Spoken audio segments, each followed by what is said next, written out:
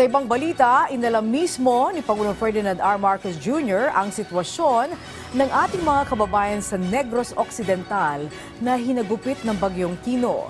Kabilang sa mga pinuntahan ng Pangulo ay ang Jose Pepito Montilla Garcia Sr. National High School na nalubog sa baha. Binisita rin ng Pangulo ang Barangay Poblacion 1 or 1 para kamustahin ang ating mga kababayan doon. Ininspeksyon naman ng Pangulo ang Bungahin Steel Bridge na bumagsak sa pananalasa ng bagyo. Bukod dito, pinangunahan din ng Pangulo ang isang situation briefing.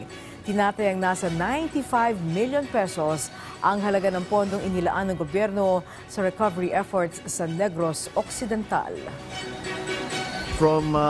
From the Office of the President, I will release 50 million pesos sa provincial government, and we will be also providing 45 million for the local the LGUs of Carlota City, La Castellana, Moises Padilla, Binalbagan, Isabela, and Hinigaran.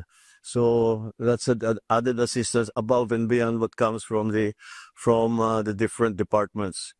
We are grateful for the usual rapid response, kasi first responder talagang LGU, for the rapid response that you have and all the support that you have given the different agencies. Maraming salamat po, dadalaw si President Bongbong Marcos sa pagbibigay niya ng tulong personal sa amin po na salanta ng bagyo dito sa La Castellana, Negros Occidental po. Mga goods po, nandyan po kaagad pinapadala kahit po malayo siya. Hindi po sila nagkulang. Masaya po kami sa pagbisita niya po.